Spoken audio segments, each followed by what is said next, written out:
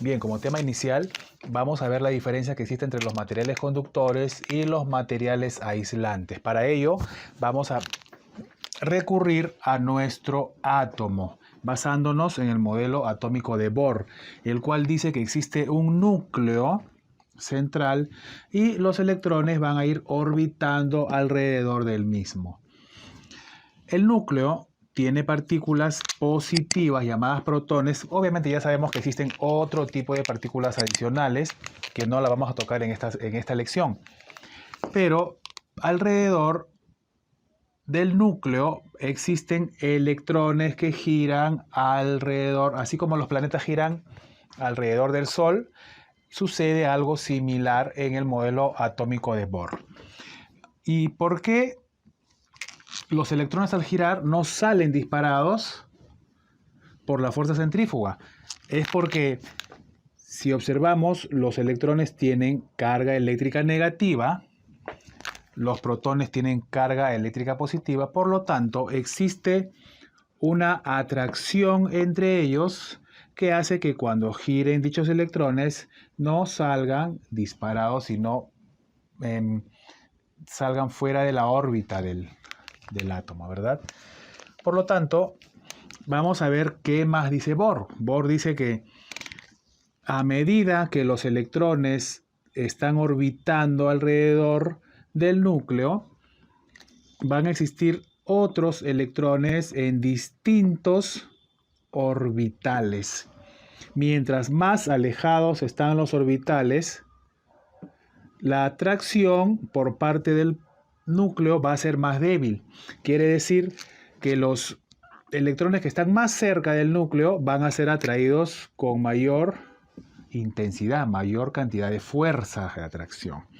Pero los electrones que están más lejos van a sentir una atracción más débil.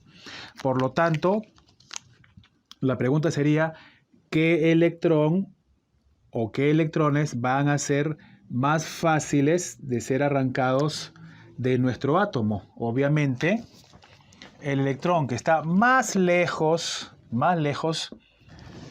del átomo, en la última órbita, va a ser más factible de arrancarlo y hacerlo circular por los conductores. Muy bien, jóvenes. Entonces, ¿cómo se llama el electrón que está más lejos, en el orbital más lejano?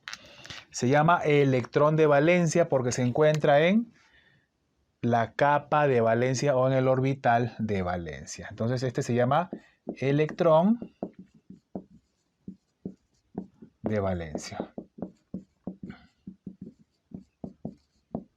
La teoría también nos dice que si existen pocos electrones en la capa de valencia, esta es la capa de valencia,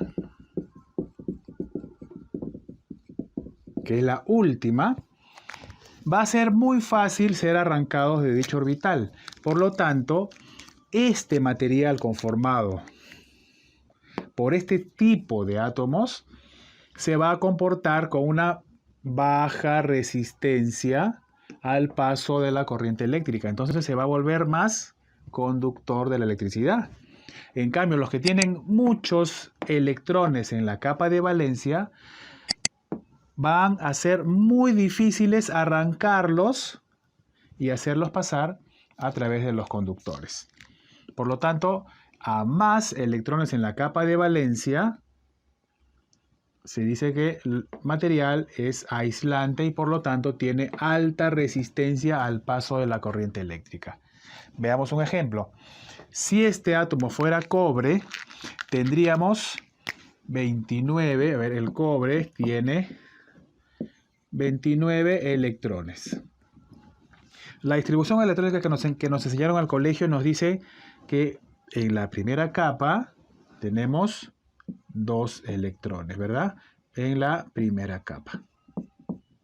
En la segunda capa tenemos 8 electrones. En la tercera capa, ¿cuántos van? 2, 8, 18 electrones. ¿Cuántos van? 2 y 8, 10, más 18, 28 electrones. Pero el cobre tiene 29 electrones, por lo tanto, veamos que tenemos 28 electrones y la última capa solo tiene espacio o solamente se va a colocar un electrón en la capa de valencia. ¿Qué significa esto? Que el cobre, al tener un solo electrón en la capa de valencia, se convierte automáticamente en un material conductor. Esta es la razón por la que casi la mayoría de conductores ¿de qué son? De cobre.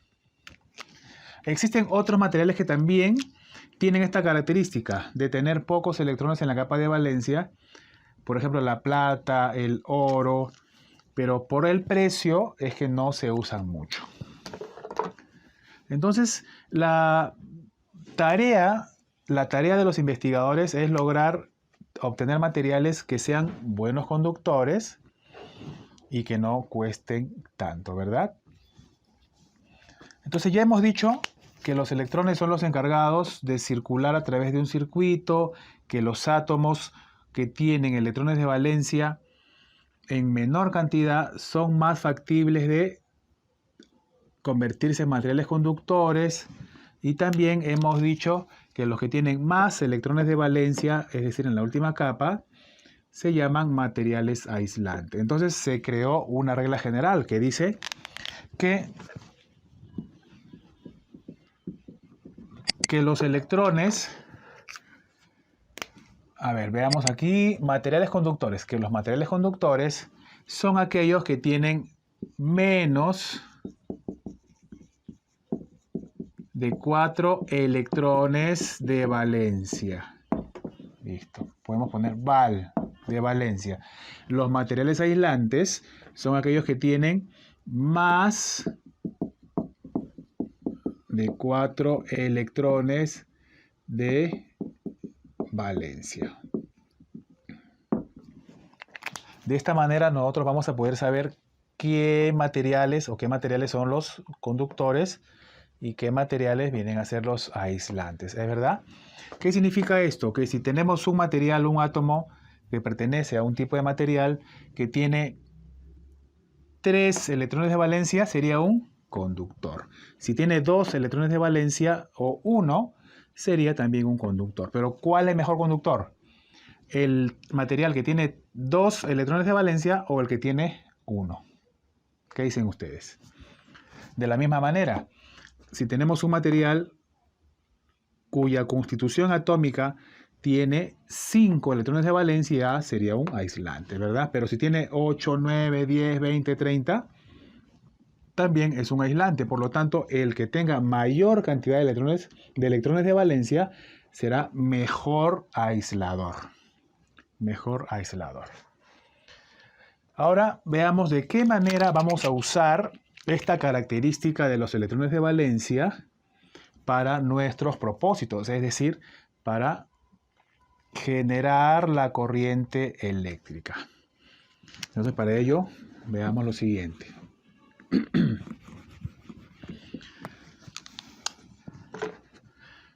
Solamente tomemos en cuenta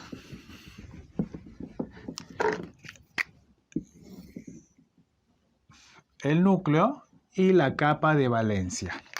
Hemos dicho que los electrones de valencia son los que están más alejados del núcleo. Núcleo positivo, ¿verdad? Núcleo positivo. Y los electrones negativos. Si están más alejados y solamente hay algunos electrones de valencia, es más fácil que ¿qué cosa? Que sea conductor, ¿verdad? Entonces, ¿el problema cuál va a ser? El problema va a ser arrancarlo de la órbita.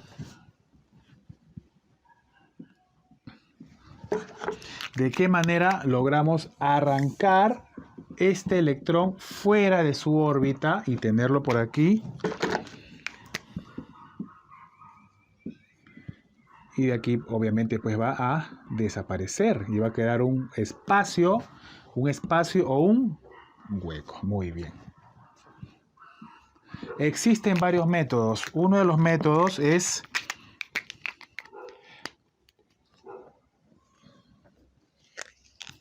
aplicando luz. Si yo aplico luz a un tipo de material especial, por ejemplo al silicio, voy a lograr que algunos o muchos electrones, en función de la cantidad de radiación solar de luz, los electrones van a salir disparados, van a salir fuera de la órbita y van a conducirse hacia los conductores para lograr el efecto fotovoltaico. Entonces, aplicando luz, logramos arrancar el electrón de valencia. ¿Qué otra forma existe?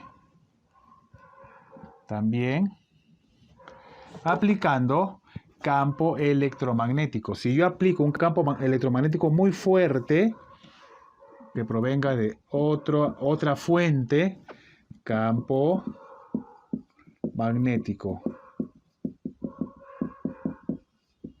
Si este campo magnético es muy fuerte, voy a también arrancar los electrones de las órbitas de nuestro átomo. Listo. Primero vamos a hablar de qué manera podemos arrancar los electrones, luego vamos a ver de qué forma vamos a hacerlo circular por un conductor. Otra forma de arrancar los electrones de las órbitas, ¿cuál es?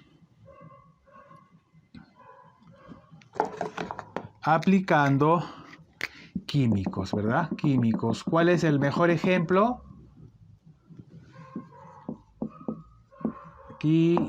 Químicamente.